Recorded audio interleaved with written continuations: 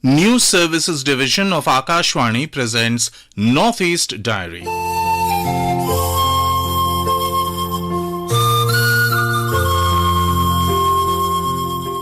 Good evening. Welcome to this edition of Northeast Diary, bringing you the latest developments of India's unexplored Northeast region. Today, we take you on a spiritual tour of temples of Tripura. We will also get to know about the customs and culture of our tribe of the Nagas. But for now, let's go over to Mawr Ling Nong in Meghalaya, which is home of the awe-inspiring Living Root Bridges.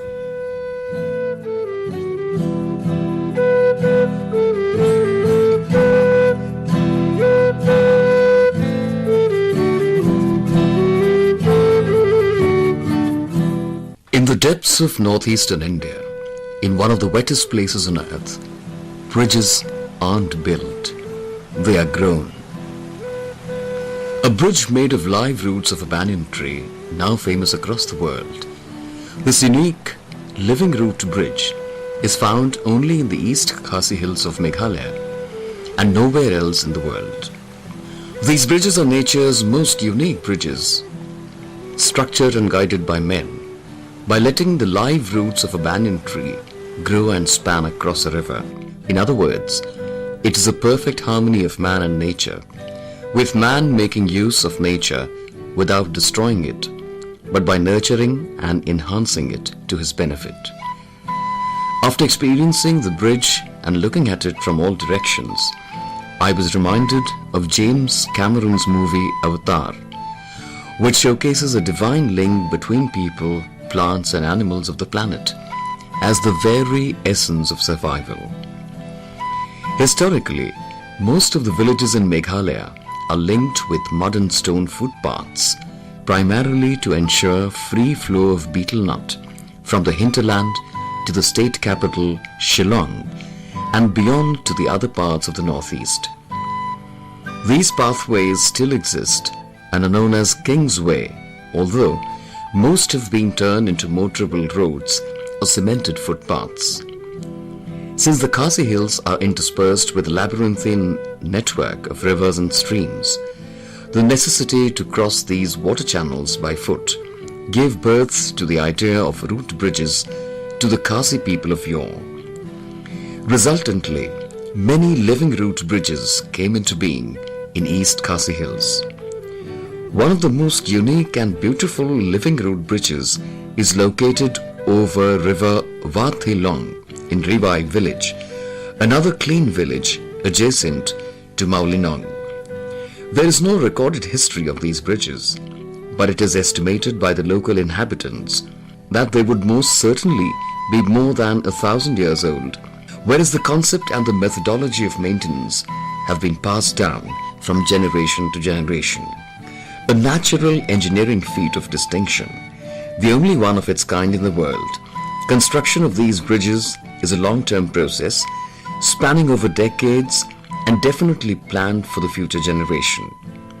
The village elders either select existing banyan trees, the Indian banyan, East India fig tree, Ficus bengalensis, on either side of the chosen stream or river, or select sites to plant such trees with long bamboo poles on either side of the chosen stream or river, or select sites to plant such trees while long bamboo poles are placed across the water body, connecting the two plantations on each bank. As the roots begin to emerge from the trees over the years, these are gently entwined and guided along the bamboos. After what seems to be ages, the roots grow and intertwine along the bamboo poles and start growing towards the center. As the process starts maturing and the roots become stronger over the years, small and medium-sized stones are carefully placed along with mud plaster in the gaps of the growing roots along the footways. As the roots keep growing, they are further intertwined and guided over the sides to make firm and beautiful handrails for the safety of travelers. When the footways are ready, people start walking carefully while taking care to pick up stray roots and guide them towards the main bridge in the making. The maintenance and further development of these living bridges is the responsibility of the village community under the village headman. Everyone in the village takes care to ensure the bridges are well maintained, routes are continuously guided, and it is never overburdened. Needless to say that cleanliness of the bridge and the water body is almost spiritual for the people of Mawlynnong. Only with such devotion and commitment can such unique and beautiful ideas be possible.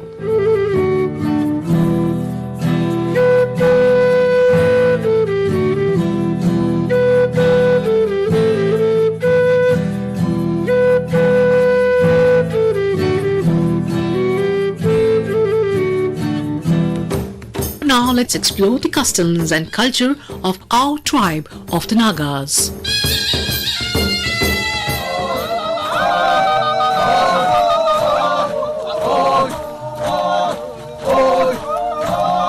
Nagaland is a state of India lying in the hills and mountains of the northeastern part of India. It is one of the smaller states of India. The Nagas consist of 16 major tribes as well as numerous sub-tribes, and each one has a specific geographic distribution. The Naga tribes lack a common language and each tribe has its own dialects.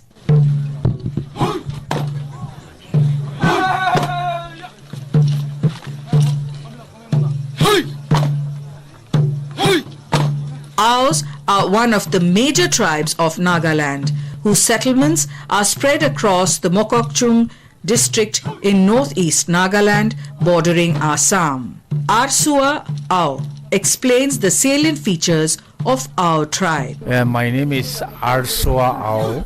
Originally, Aos are coming from this Chunglimdi site, that is in the Burmese side. So we catered there and make this district, Mokokchung district. And Mokokchung district, all the Aos are inhabited there. Tradition says that the Aos sprung up from Langtrok, which means 6 stones. They then founded the Chungli Miti village, where they settled and stayed for a considerable period of time. In course of time, they crossed the Dikhu river by a cane bridge, leaving other people behind. These people, the Aos, who went ahead leaving others behind, came to be known as Aur or Ao, which means going or gone. Our uniqueness is now in modern world, it can be said that the literacy rate is very high.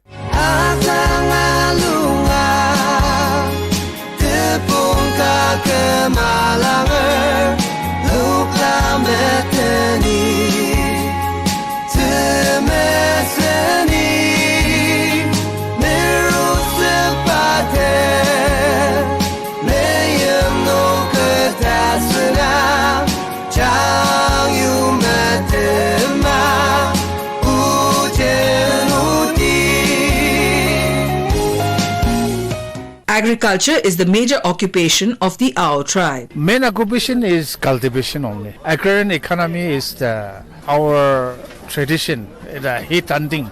Heat hunting is the main during our forefathers' time. Rice is the major items, and we used to mix up with the rice. We cultivate this,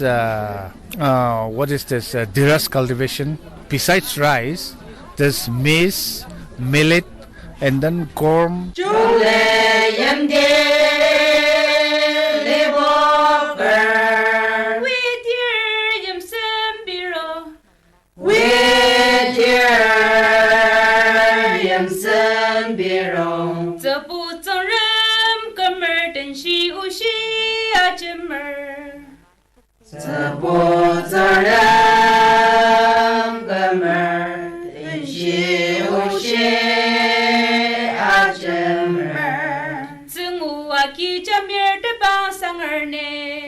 The Ao Nagas have a rich tradition of clothing which, besides fulfilling the decorative needs of the people, also serves visually to distinguish the warriors and the commoner class. Traditional dress we used to wear this by men folk It is the Luin. We call it Langtam. And then the one, this Sakla is also there. This is the Sakla. Yeah, of course, it is large, very much invaded in the modern society. And nowadays, all the children did not know the meaning of the forefathers, how they have come like that. So they are largely influenced by the modern world.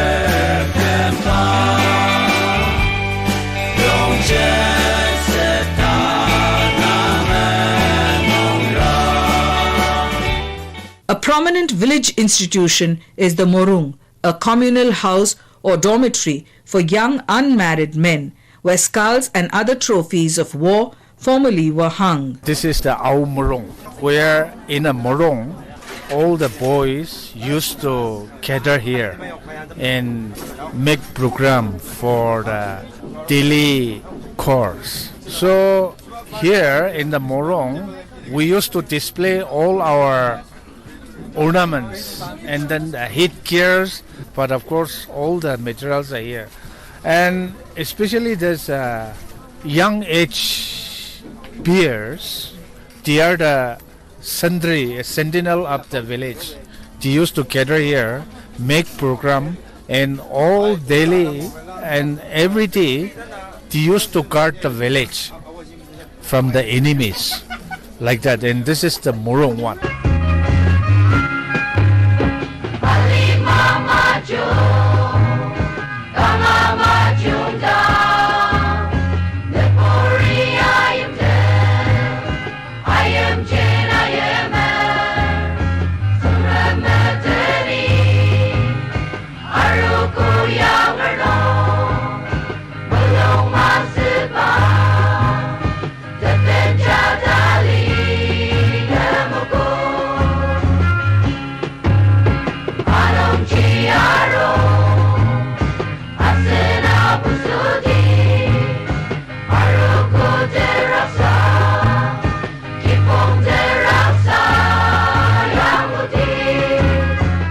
Each tribe has its festivals and Naga dance, music, song and folklore all express an exuberant concern for life. We have two major festivals. One is Muatse and another is the Tsengermong. And Muatse is invoking a blessing from our God, that is Lijaba, to bless the field for this agricultural item we have sown. No? According to the village, different types of this songs are there, and tune is also quite different from one another, and it is all reflected in the Lijaba blessing. Forefathers' time that the music is quite different. Nowadays, all the boys and girls used to sing this Hindi songs and then the modern rock song like that.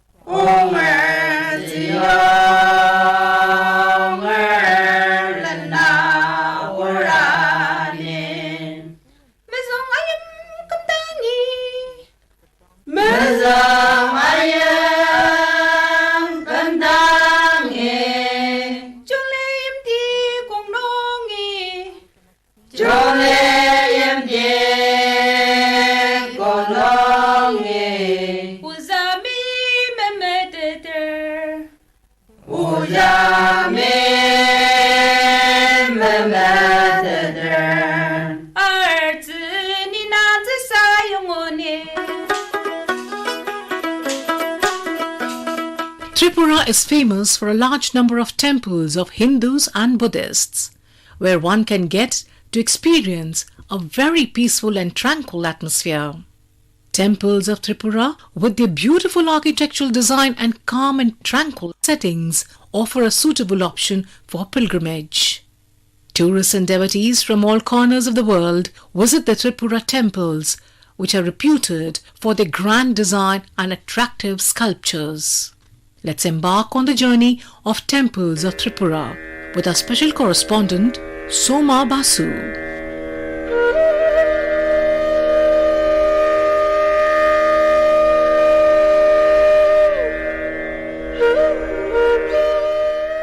The princely state of Tripura is considered to be the Gomukh of Northeast. Gomukh, that is an auspicious emblem.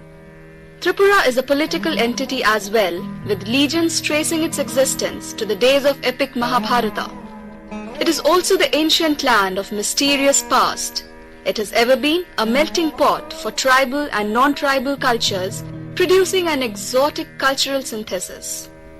Having a romance about itself, Tripura fascinates one with the antiquity of the land and the charm of its picturesque landscape. It has flourished as a repository of ancient religion and sculpture for centuries, and thus claims a prominent place in the tourist map of the country. We begin our pilgrimage from Udaipur, some 55 kilometers away from Agartala, which is the capital of Tripura. It houses the temple of Tripura Sundari, considered to be one of the 51 pithas mentioned in the Hindu Tantras. This Kali temple, popularly known as Mata Bari, crowns the Kalyan Sagar hillock with a wide expanse of water on its east. Consisting of a square-type sanctum, so typical of Bengali huts, the Mata Bari is served by the red-robed priests who traditionally minister to the mother goddess. A large fair is held every year during Diwali in October-November.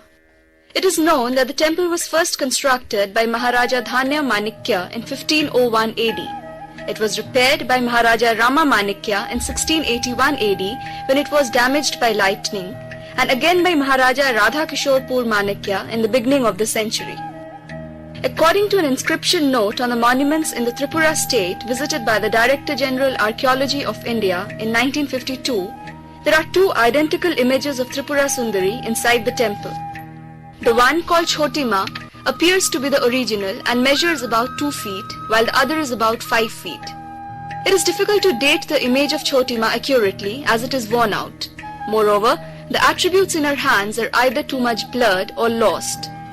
The inspection note also observes that goddess Tripura Sundari, being the tutelary deity of the Tripura Raj, seems to have been brought by these rulers and may perhaps be dated to the 15th century AD, even on grounds of style.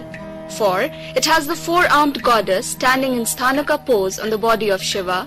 She wears the Jata Mukuta, a Munda Mandala consisting of 13 human skulls. Beyond this age-old temple, there is a big tank called Dhani Sagar, the abode of old tortoises, looking forward to pilgrims for food offerings. It is said, when any of these wise tortoise is to die, it approaches the altar of the temple and breathes its last there. Another Shratta temple worth paying a visit is Kasba Kalibari. Like the Tripura Sundari temple of Udaipur, Kasba Kalibari is also situated on a hillock overlooking a wide pool of water called Kamala Sagar. Here, of course, the order is reversed. That is to say, the tank is older than the temple. An interesting sandstone image of the goddess resembling Dashabhuja Durga or Mahisasur Mardini is erroneously worshipped as a Kali due to the presence of a Shivalinga at its feet. Now this is considered to be a rare evidence in the field of Hindu iconography, and the image is assigned to 15th century AD. Famous not only from the pilgrim's point of view, the Jagannath temple in Agartala is a remarkable architectural feat with its octagonal base and its impressive pradikshina path around the sanctum. The pillars are crowned by a square pyramidal cone arising above a multifoil niche which comes at the level of the terrace. It is indeed a connoisseur's delight. However, the cynosure of all eyes is also the other Jagannath temple at Udaipur. On the southwest bank of the famous Jagannath Dighi in the heart of the Udaipur town, which was once the capital of Tripura, is found the ruins of Jagannath temple, a rare specimen of temple architecture in Tripura. There are two schools of thought regarding the temple here. According to Udaipur Bibaran, Daitya Narayana, the general-in-chief of Maharaja Vijaya Manikya in 1529 to 1560 AD, brought the image of Lord Jagannath from Puri and installed it here. This image was afterwards removed from this temple and kept at Komila. But according to the author of Silalipi Samagraha, the temple was built and dedicated to Vishnu, jointly by Maharaja Govinda Manikya and his younger brother Jagannath Deva in 1661 AD. In a style characteristic of Mohammedan fashion, the Jagannath temple is a typical temple with a vertical portion built of stone and the top crowned with a dome with vaulted roof. Old Agartala is still visited by a good number of pilgrims every year on the occasion of Kharchi Puja in July at the temple of Chaturdas Devata, which was built here when the 14 deities were removed from Udaipur. The temple, just 5 miles away from Agartala town, represents a combination of Hindu faith and tribal cults. The images represent only the heads of the gods and goddesses worshipped, who have been identified with Shiva, Durga, Vishnu, Lakshmi, Vani, Samudra, Ganga, Agni, Kamadeva and Himadri. Made of an alloy of 8 metals and regarded as the presiding deities of the royal house, they are attended and worshipped only by the tribal priest of the Tripuris and not the Brahmin Chantais. There is a richly engraved throne in the temple on which normally 3 of the god heads are enshrined, and it is only during the Kharchi Puja that all the 14 gods are brought in the open for worship in public. The oldest ruins of this region are to be found at Unkoti, about 200 kilometers from Agartala. Huge figures of the Hindu deities and epic characters have been found carved on both sides of a meandering hill rack emerging from bushes. An awesomeness fills the atmosphere as one journeys through this grand panorama of picturesque hills at the background and confronts the colossal figures of Hindu pantheon cut out of rocks. The hilly Tirtha Unkoti, which means 1 less than a crore, is a holy shrine reckoned as one of the most sacred pilgrimages to eastern India. According to the archaeological report, Unkoti is a Saivya pilgrimage at least from the 8th or 9th century. The images on the rocky walls of the hills here are mainly of 2 types, rock-carved figures and stone images. Among the rock-carved figures, the central Shiva head and the enormous Ganesha figure deserve a special mention. Among the other images which leave an indelible impression in the mind for their fine execution are the Chaturmukha and Trimukha lingas, which are worshipped at an elevation of Unkoti hills. The 3 faces of Shiva are carved on the 3 sides of its Rudra Bhaga and the back face is damaged. Yet another image of the linga bears 4 well-carved figures shown up to the waist on the 4 sides of its Puja Bhaga. The 11th or 12th century image of Ekamukha linga is placed on the upward slope of Unkoti hills. The shape of this linga is spherical and the face of Shiva is carved on it. At the top of the hill, images of Vishnu, Panchamukha, Ravana, Narasimha, seated Ganesha, Hanuman, etc. are found. There are many more images which are yet to be identified, but images having stamp of many known and obscure religious cults tend to prove that though initially started as a center of Saivya pilgrimage, other religious sects did not lag behind in the art of rock carving at Unkoti in view of its outstanding religious importance. The South Tripura district has many important places to visit. Radhakishorpur, formerly known as Udaipur, stands on the left bank of river Gumti. The ruins of the old palace of Govinda Manikya Bahadur and the famous Bhubaneswar temple situated there are now surrounded by dense jungles. However, the palace and the temple have been immortalized through Tagore's famous plays Rajorshi and Bishorjun. On the right bank of river Gumti is the Tripureshwari temple. There is a Sati Pitha, a place where parts of Sati's dismembered body were said to have fallen. A myth goes that right leg of Sati fell there. The Benu Bana Bihar, a Buddhist temple in Agartala, bears testimony to the fact that from the years of yore, Tripura has been extending hospitality and patronage to the religion and culture of its neighbors. The quiet temple and the monastery on a picturesque setting is indeed an embodiment of serenity. The 3 temples constituting the Mahadeva Bari are erected in a well-defined enclosure. The sanctum of the temple is circular from the base, and in that respect, it differs from the temples of the Gunavati group and neighboring shrines of Udaipur. This temple was built in 1672 AD. The hydroelectric power station at Dumbur Lake near Nutan Bazar is also a holy place of visit. 73 miles from Agartala, the source of Gumti is mainly a pilgrimage for both the tribals and the non-tribals who flock the place every year on the occasion of Posh Sankranti in the month of January for a holy dip in the placid water of the Dumbur Lake. The place, unique for its scenic beauty, is also the site for a large fair where the tribal population make annual purchases for their families. The Peak of the Gods, or Deota Mora as it is called, is an extensive range of hills situated in between Udaipur and Amarpur subdivisions.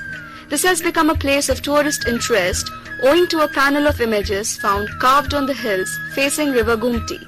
It is really astonishing to see such a good number of images carved high up on the steep rocky wall of the hill covered with thick jungles. The images are no doubt crude in conception like those at Udaipur, but may not be so antique. So, that was Tripura, the enchanting land of delectable range of temples.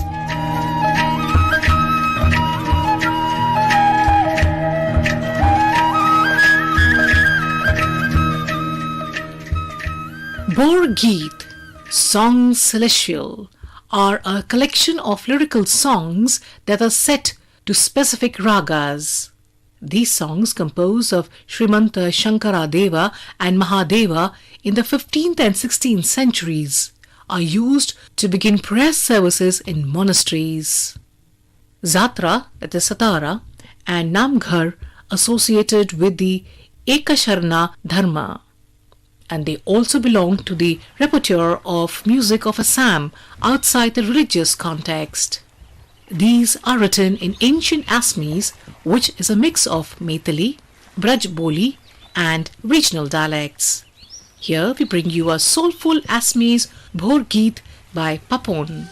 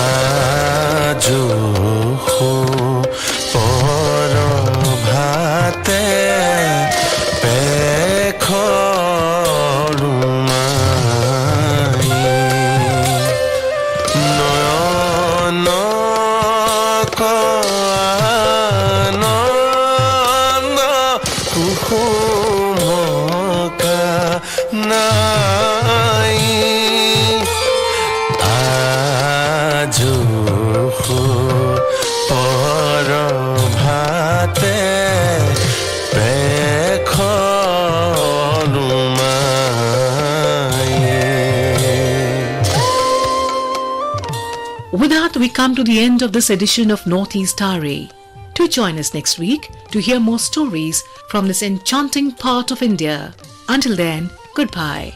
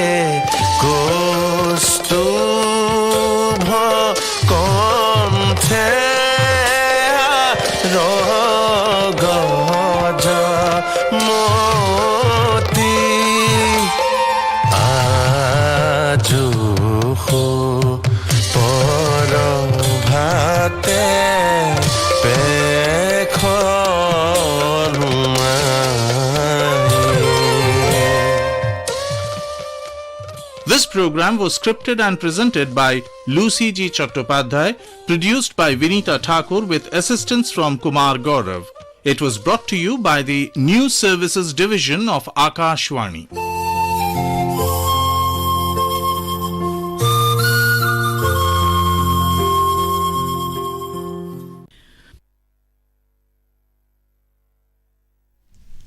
ये